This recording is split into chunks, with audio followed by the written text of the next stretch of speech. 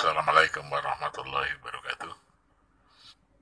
Selamat berjumpa kembali dan pada kesempatan yang berbahagia ini kita kembali akan membicarakan masalah perasaan sakti karena masih banyak hal yang harus dibicarakan tentang peranan sakti dan mungkin saya bisa membicarakan sedikit dari banyak hal tersebut dengan harapan mudah-mudahan yang sedikit itu akan ada manfaatnya.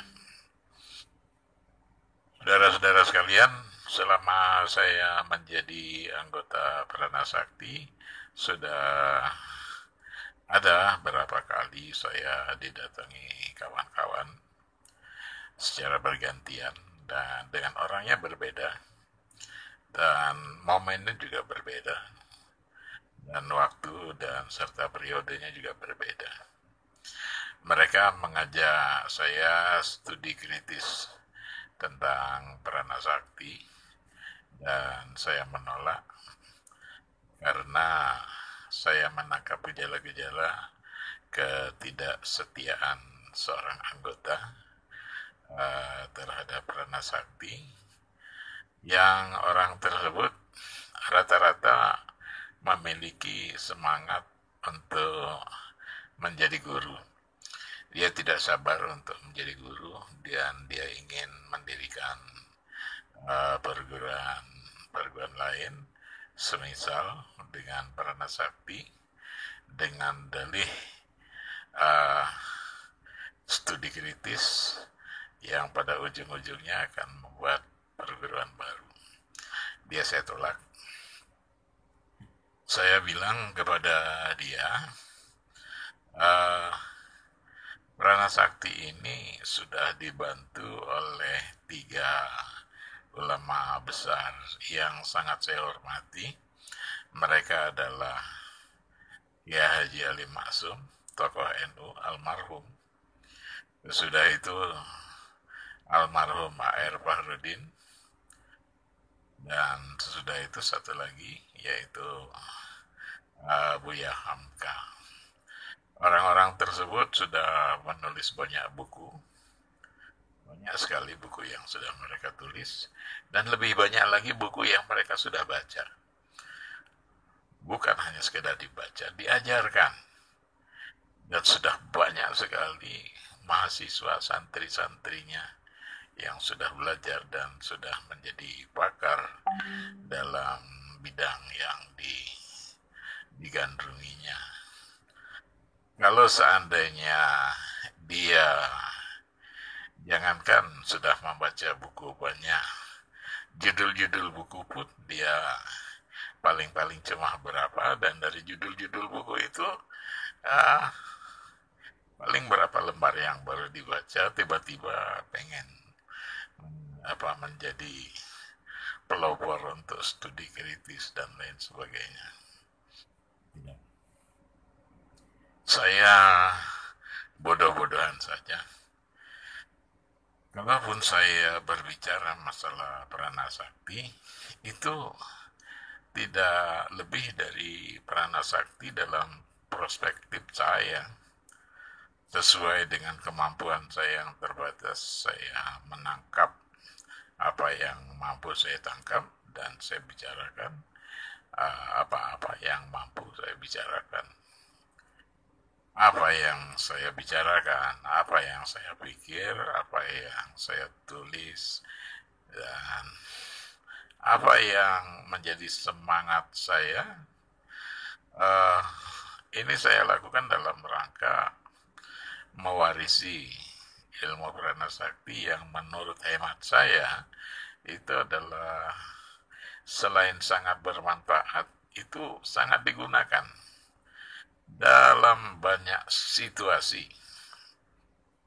Jurus-jurus Prana Sakti itu memang harus dimanfaat, tetapi sayang sekali banyak di antara kawan-kawan ini yang tidak memanfaatkan. Dia hanya berlomba-lomba untuk tinggi-tinggian jurus saja, tetapi apa yang didapatkan itu tidak segera diamalkan. Menurut saya kalau ilmu semacam ilmu prana sakti ini tidak diamalkan, maka dia tidak akan mencapai atau mengalami kenaikan jurus yang sebenarnya. Kenaikan jurus di prana sakti itu adalah apabila jurus-jurus itu sudah dimanfaatkan sesuai dengan peruntukannya. Ketika kita menggunakan jurus-jurus itu, tidak begitu saja kita mencapai keberhasilan, kita akan mengalami kegagalan, lalu kita evaluasi kurangnya di mana. Banyak sekali kekurangan-kekurangan dalam rangka prana sakti, dan rata-rata kekurangan itu adalah kekurangan upaya mendekatkan diri kepada Allah.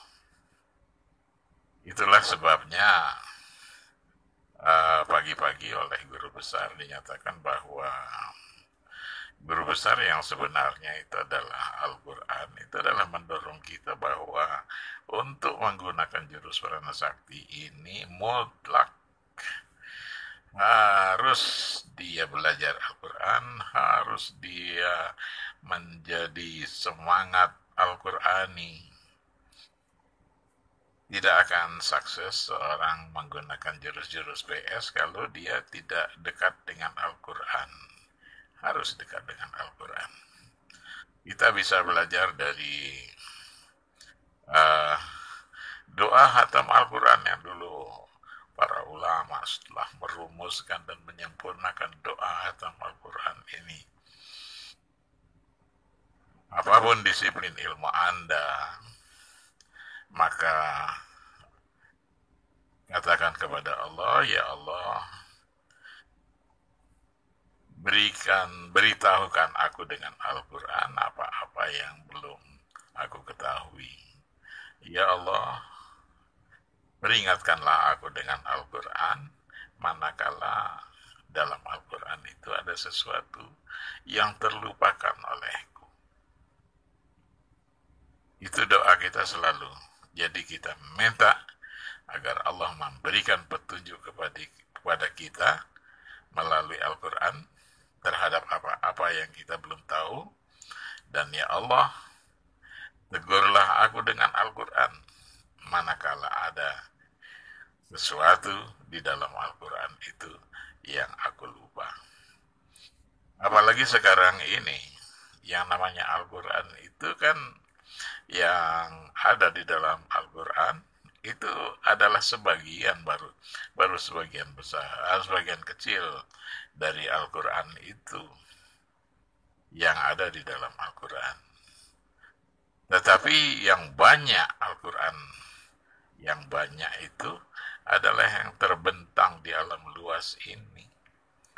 Jadi dengan demikian kita membutuhkan penguasaan ilmu-ilmu yang luas untuk mampu memahami apa yang terbentang di alam luas ini, baik itu melekat pada manusia ataupun melekat pada alam, dari berbagai jenis benda, apakah itu benda padat, benda cair, bahkan benda hawa yang kita tidak bisa pegang, kita tidak bisa lihat, tetapi benda-benda itu ada. Nah, terbentang di situlah Al-Quran, dan terbentang di situlah ilmu prana sakti. Jadi demikian luasnya. Jadi sekali lagi, beberapa kawan yang ingin studi Al-Quran, tetapi ingin studi kritis tentang prana sakti, tetapi dia minus bacaan, ya saya cuma ketawa saja di dalam hati. Orang tidak punya bacaan, tidak punya ilmu apa-apa, mau studi kritis. Padahal di dalam prana sakti sudah 3 ulama membahasnya dari A sampai Z, dan ketiga ulama ini yakin betul sudah tidak tercampur dengan hal-hal yang berbau syirik, maka dipersilahkan guru besar untuk melakukan uji coba. Lakukan ini sesuai dengan aturan-aturan Islam dan buktikan apakah jurus-jurus itu ampuh. Ternyata luar biasa ampuhnya. Ini sudah dilakukan uji coba. Jadi bagaimana mungkin saya akan mendengarkan anggota Prana Sakti yang tidak pernah mencoba jurus-jurus itu sudah berani akan studi kritis atas hasil uji coba. Tidak mungkin. Lebih baik belajar saja dan berdoa kepada Allah agar Al-Quran menuntun kita. Melalui Al-Quran, Allah memberitahukan sesuatu yang belum kita ketahui, dan melalui Al-Quran pula kita minta Allah memperingatkan kita tentang sesuatu yang sebetulnya kita sudah tahu, tetapi kita tiba-tiba lupa. Cukup sekian pertemuan singkat ini. Mudah-mudahan ada manfaatnya bagi kita semua. Terima kasih atas segala perhatian dan mohon maaf atas segala kekurangan, dan kepada Allah kita sama-sama mohon ampun. Wabillahi taufiq wal hidayah. Assalamualaikum warahmatullahi wabarakatuh.